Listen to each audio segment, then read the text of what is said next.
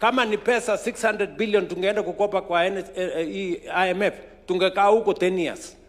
Tukipiga magoti, simama, pinduka, enda pande hii.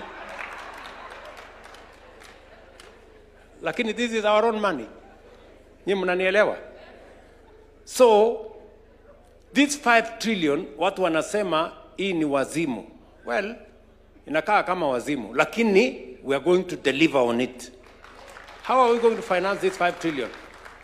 Tayari, for your information, tulikubaliana ya kwamba we are going to have alternative sources of revenue for us to finance our plan. We are going to bring in innovation. We are going to think outside the box for us to be able to finance our infrastructure. Number one, we have grown our savings significantly, vile DP amesema. And we grew our savings intentionally. Why? Because every country that has developed, whether it is China, whether it is Singapore, whether it is Korea, they have grown their savings. There is no way you can grow if you consume everything that you earn. Let me give you a basic example. Sijiongei mambo makubwa. Basic example. Tanzania today has a bigger social security fund than Kenya. Yet, Tanzania's economy is 60% of Kenya. Why?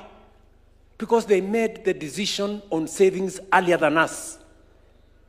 In Tanzania, you save by law 10% of your salary, 5% government saves on your behalf. In Kenya, we changed the law. In 2013, myself and Uhuru Kenyatta, we decided, because we sat down and we said, we need to change the law so that we don't remain backward when other countries are moving forward. We changed the law in 2013, ilienda kotini, kelele, siasa nini. But when I came into office, I straightened that. Today, everybody of us is paying 6% of their salary. The government or your employer is paying 6% for you, which is your money. We will get rid of old age poverty. Wale watu wanamaliza kazi wanaenda wanakufa kwa sababu hawana pension. We have gotten rid of that problem. Number two, we have built a big war chest for our development. Vile mulisikia, for 60 years, we had saved 312 billion shillings. For 60 years, pale NSSF. Kwa sababu tulikuwa tunasave shilingi 200 kila mwezi. When we changed the law, in 2 years, we have doubled what we saved in 60 years. Just in 2 years. Today at NSSF, we have 670 billion shillings. By next year, 2027, we will have 1 trillion shillings at NSSF. Tell me what's going to happen in 5 years, in 10 years, in 20 years. In 10 years, we will not be borrowing money from China or any other country for that matter. We will be using our own savings to drive our development. That is what transformation looks like, friends. Nyinyi mnanielewa? That's what transformation looks like. And just for your information, that is how other countries have moved forward. Today, because Tanzania has a bigger social security fund, nilialikwa ati niende hapa hill. Imagine Tanzania, a smaller economy. Wako na pesa mingi mpaka wanakuja kununua shamba hapa hill, wanajenga nyumba ya gorofa 29 floors hapa. Because they are investing, sisi tumelala. Bado tunalipa 200. Hiyo inaitwa ujinga. Ama, you can call it any other name, but that's what it is. So lazima tuachane na hiyo ujinga, sisi tusonge mbele. Tunaelewana jameni? Let us make the right decisions for this nation. And when we make the right decisions, we will see how Kenya is going to change. That is why you people seated here, don't just imagine that you are sitting here. You are sitting here because history has given you the opportunity to sit here. And we must acquit ourselves. We must be the generation. We must be the leaders that finally made Kenya the Kenya we all want it to be. Please, I want to ask of you. And we can change this country in our lifetime. Mukisikia Professor akisema in a generation, we can change this country. In the next 30 years, Kenya will be a first world country. Mungu atujalie. Inshallah. Ama namna gani, my friends? Si tuseme hivyo? And how are we going to do it? Already, I told you, we are going to find the resources. Today, as I talk to you, we have an opportunity to buy, as Kenyans, we have an opportunity to buy shares in Kenya Pipeline. Each and every one of us here, we have an opportunity to buy shares in Kenya Pipeline. Kenya Pipeline is not going to go away from Kenya. It's only that we will raise the money and let Kenyans own. It is part of democratizing ownership. It is part of democratizing wealth of our nation, so that each and every Kenyan can have access to owning what we have built together as a nation. So today, we are selling shares in Kenya Pipeline at the Nairobi Stock Exchange. And we are going to make sure that every Kenyan who has applied, first and foremost, gets their share before we move to anybody else. Many people I have heard have gone to Parliament to say, oh, you know, these shares of Kenya Pipeline have been overvalued.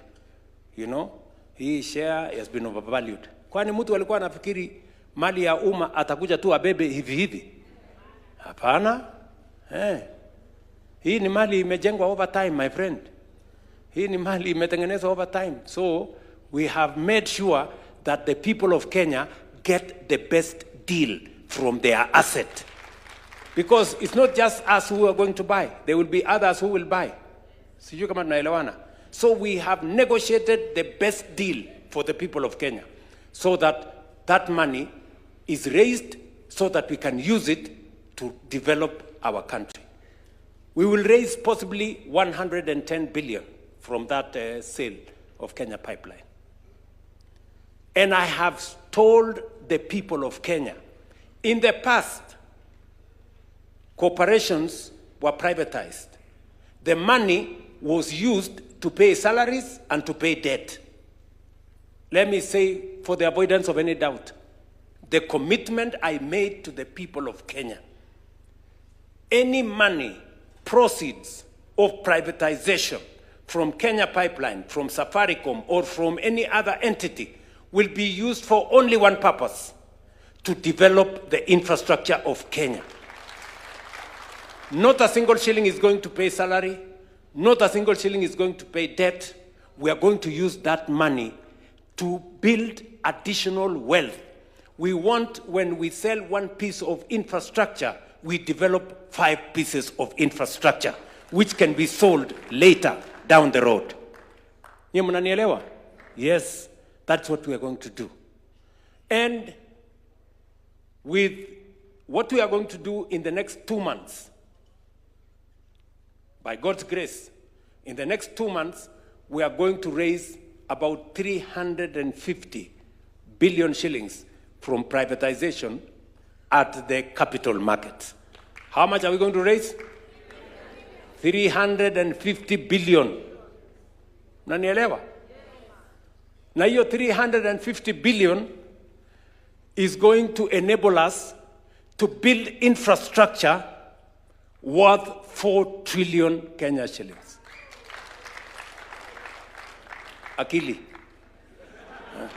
That's what we are going to apply. Nyie mnanielewa? Tuendelee ama tuendelee? Yes. Now, atusemi next election, in the next 2 months, we begin that journey. We are not talking about the next election. We are talking about now going into the future, into the next generation. So, with that money, we can be able to do the roads, we can be able to do the dams, we can be able to generate energy. So, if we have 4 trillion shillings this year, ile project yetu ilikuwa, program yetu ilikuwa trillion ngapi? 5. So this year we will raise 4. Imebaki 1 trillion. Hiyo tutafanya ukarabati kidogo kidogo, next year tumalize, Kenya isonge. Tunaelewana jameni? And we are very confident we are going to tell the people of Kenya how we are going to do it. We stabilized the economy when nobody believed in us.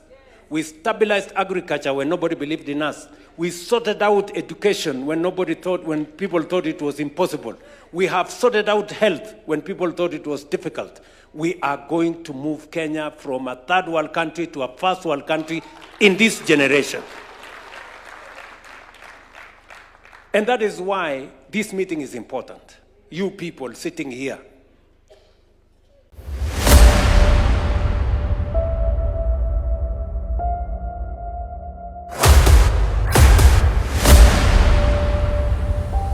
This is the journey to One Africa.